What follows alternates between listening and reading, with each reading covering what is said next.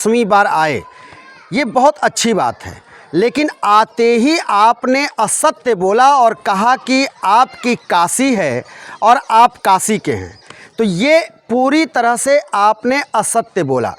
बाबा की नगरी काशी है, बाबा विश्वनाथ की काशी है, ये आपकी काशी नहीं है। आप जैसे पता नहीं कितने नेता अभी धरती पर आएंगे और काशी भी आते रहेंगे, लेकिन ये पूरी तरह से आपने असत्य बात बोली। उसके बाद आता है कि आप काशी के हैं, तो ये भी बात असत्य है। आप काशी के नहीं हैं।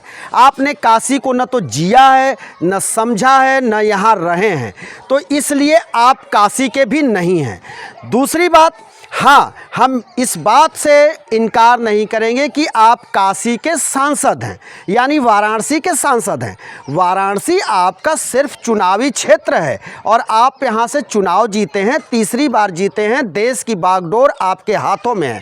लेकिन आप असत्य मत बोलिए। इसी तरह से जब आप पहली बार आए थे 2014 में चुनाव लड़ने, तो आपने कहा था कि न मुझे किसी ने भेजा है, न तो मैं आया हूँ, मुझे तो माँ गंगा ने बुलाया है। वो भी बात असत्य निकली। आज भी माँ गंगा में तमाम नाले बह रहे हैं, गंदगियाँ बह रही हैं। वरुणा नदी और गंगा का जो संगम है, उसको आपके ही लोगों ने पाट दिया, जिसको आप डबल इंजन की सरकार कहते हैं। आज वरुणा की हालत क्या है, एक बार आप जब आए तो जा कर के देख भी लेना चाहिए था प्रधानमंत्री जी। प्रधानमंत्री जी, हम वो पत्रकार नहीं हैं जो आपके लिए कसीदे गढ़ेंगे या आपके लिए बहुत अच्छी हेडिंग चलाएंगे। ये मैं नहीं कर सकता। मेरी आदत है सत्ता से सवाल पूछना, तो मैं आपसे एकदम खरी खरी सवाल पूछ रहा हूँ प्रधानमंत्री जी।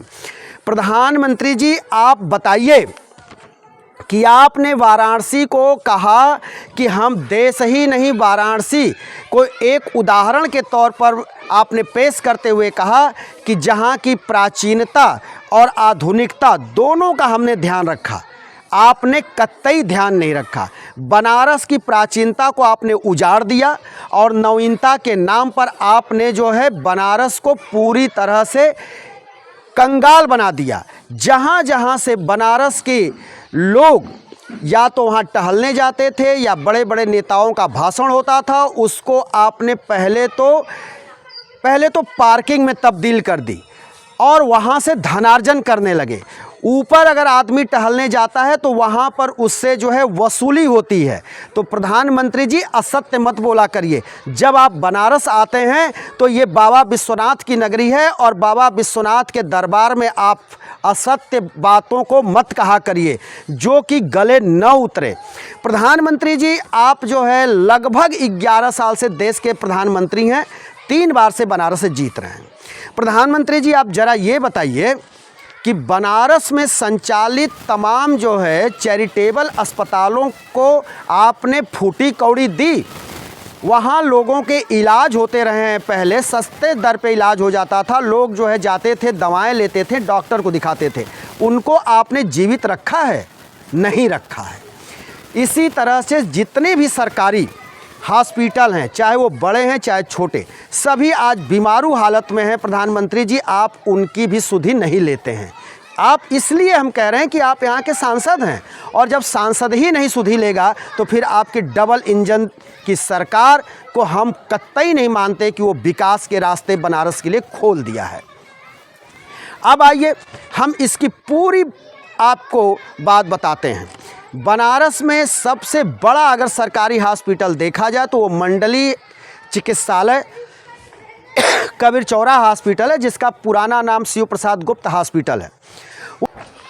आप बताइए, बनारस में 11 साल आपको हो गया, आपने कोई डिग्री कॉलेज दी, कोई इंजीनियरिंग कॉलेज दिया, कोई महिला महाविद्यालय आपने दिया? एक भी नहीं दिया। तो शिक्षा पर ब्रेक लगा दिया आपने। अब रही रोज़गार की बात, तो रोज़गार के आपने कोई दरवाजे वाराणसी में नहीं आपने खोला। कोई बड़ी फैक्ट्रियां नहीं लगी, कोई बड़ा उद्योग नहीं लगा, कोई जो है पूंजीपति यहाँ इन्वेस्ट नहीं किया। ले दे करके टाटा ने एक अपना कंसल्टेंसी ऑफिस बनाया, जिसमें बनारस के लोगों को सिर्फ चपरासी के पद पर रखा जाता है, बाकी पदों पर बाहरियों की भर्ती होती है। ये आपकी जो है योजना, ये आपकी शिक्षा की व्यवस्था हो गई, ये आपके जो है रोज़गार की, और आपके जो है स्वास्थ्य की। ये तीनों व्यवस्थाएं बनारस की दम तोड़ रही हैं प्रधानमंत्री जी। हाँ, एक बात है जो आपने किया है उसको भी कहना ज़रूरी है। आपने एक घाट बनवाया जिसका नाम दे दिया गया नमो घाट। घाट बनारस में कम नहीं है, बनारस में 84-85 घाट हैं। एक अलग से घाट बना देने से कोई फ़र्क नहीं पड़ता। रही बात रेलवे के बिल्डिंगों की, तो रेलवे की सारी बिल्डिंगें पुरानी हैं, उसको आपने उसको जो है आपने ठीक ठाक कराया, उसके जो है सुंदरीकरण कराया। ठीक है, आपने जो है आपके हाथ में देश की बागडोर है, आपने खर्च किया, रेलवे से आपने खर्च कराया और कुछ कंस्ट्रक्शन भी हुआ, ये भी ठीक बात है।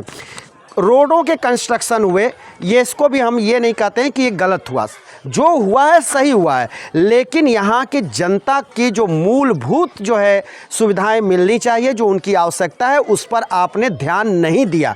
और जहाँ जहाँ भी आपने कंस्ट्रक्शन कराया वहाँ वहाँ टिकट के माध्यम से आप जो है पैसे ले रहे हैं। ऐसा नहीं है कि पैसे नहीं ले रहे हैं, राजस्व को भरा जा रहा है, राजकोष को भरा जा रहा है। अब आप आए इस बार 50वीं बार, तो आपने कहा कि 3,880 करोड़ की हम बनारस को सौगात दे रहे हैं, जिसमें कई योजनाओं का आपने कहा कि हम आज उद्घाटन हो रहा है, तो कई परियोजनाओं की आपने घोषणा की, जिसमें आपने कहा कि 44 परियोजनाएं ऐसी हैं जिसकी आपने घोषणा कर दी। 130 पेयजल परियोजना की बात आप कह रहे हैं। चलिए, पेयजल अगर किसी को मिलता है तो ये भी कोई गलत नहीं है। 100 अगर आंगनबाड़ी केंद्र खोलते हैं ये भी ठीक है। पिंडरा में एक पॉलिटेक्निक कॉलेज खोल रहे हैं, तो ये निश्चित तौर पर पिंडरा में इसलिए खोला जा रहा है कि भारतीय जनता पार्टी कई बार से वहाँ चुनाव हार रही थी, अब वहाँ से 2 बार से चुनाव जीत रही है, तो आपने पिंडरा को भी ये सौगात दे दी। एक आप सरकारी डिग्री कॉलेज की बात की है, जो 11 साल में पहली बार आपने बात की, लेकिन ये अभी नहीं बताया गया कि ये डिग्री कॉलेज आखिर खुलेगा कहाँ, कब खुलेगा, कब इसकी बिल्डिंग बनेगी, ज़मीन एक्वायर कहाँ होगा, इसका कोई जिक्र नहीं है। अब आप कह रहे हैं कि छात्रावास बनाए जाएंगे। पुस्तकालय की पहले हम बात कर ले रहे हैं। आप कह रहे हैं कि 356 पुस्तकालय। बनारस में एक भी पुस्तकालय अब नहीं है। BHU में जो पुस्तकालय हैं, संपूर्णानंद संस्कृत यूनिवर्सिटी में जो पुस्तकालय हैं, उसके अलावा बनारस में कोई पुस्तकालय नहीं, सभी बंद पड़ गए। जो ब्रिटिश सरकार के समय से थे वो भी बंद हो गए, और आप कह रहे हैं कि हम 356 पुस्तकालय बनाएंगे। ये 356 पुस्तकालय बनेंगे कहाँ, और इसमें लोगों को जाने की सुविधा क्या होगी, इसका कोई जिक्र नहीं है आपकी योजना में। और आप जो है मतलब पूरी फहरिस्त आपने गिना दी कि पुलिस लाइन में ट्रांजिस्ट छात्रावास बन जाएगा, पुलिस लाइन में ट्रांजिस्ट छात्रावास बन जाएगा। पुलिस लाइन के पास कौन सा डिग्री कॉलेज है?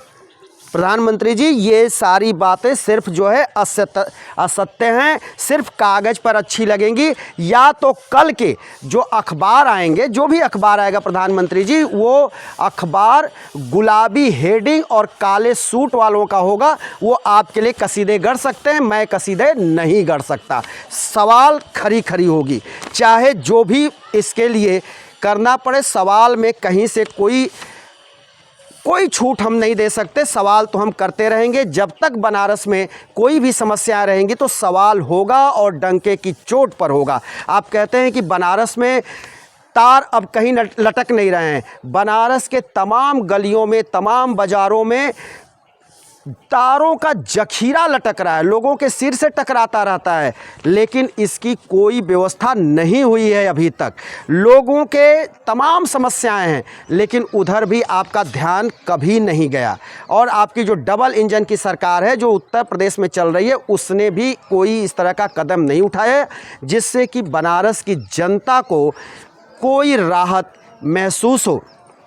तो प्रधानमंत्री जी, इस तरह से बहुत सारी समस्याएं बनारस में हैं, जिसको नज़रअंदाज आपकी सरकार की तरफ से किया जा रहा है। इतना ही नहीं, बनारस में तमाम लोगों के घरों को माफिया हड़पते हैं, तमाम लोगों को धमकियां आए दिन मिल रही हैं। और आपने सुना कि आप आए तो एयरपोर्ट पर आपने बनारस के कमिश्नरेट से, पुलिस अधिकारियों से आपने बात की और पूछा कि बनारस में जो रेप की घटना अभी कुछ दिन पहले हुई थी एक स्पोर्ट्स की लड़की के साथ, उसके लिए आपने पूछा और वो कहा कि साफ साफ निर्देश आपने दिया कि कड़ी कार्रवाई की जाए। प्रधानमंत्री जी, ये कड़ी कार्रवाई कराने के लिए आपको बनारस आना पड़ा? ये बड़े आश्चर्य की बात है। जो देश का प्रधानमंत्री हो, मुखिया हो, उसको वाराणसी आकर के इस बात की याद आए और कहे कि इसमें जो है कड़ी कार्रवाई होनी चाहिए। ये तो आप दिल्ली में बैठ करके, दुनिया में कहीं भी रह करके आप इस तरह का आदेश और निर्देश दे सकते थे। लेकिन आखिर क्या ये हेडिंग ही आपको चाहिए, इतनी प्रिय हेडिंग? तो ठीक है भाई, आप तो प्रधानमंत्री हैं, आपको जो अच्छा लगता है वही लोग आज लिखते हैं। तो ना मैं तो नहीं कर सकता, मैं तो बहुत ज़्यादा जो है कसीदे नहीं गढ़ सकता, और ना तो मैं कोई गुलाबी हेडिंग लगाने वाला हूं। और सवाल तो मैं पूछूंगा और डंके के चोट पर पूछूंगा, और इसीलिए आज हमने इतने सवालात आपके सामने खड़े किए। तो हम फिर किसी दूसरे वीडियो में दोस्तों आपके सामने हाजिर होंगे। तब तक के लिए शिवमूर्ति दुबे को दीजिए इजाज़त।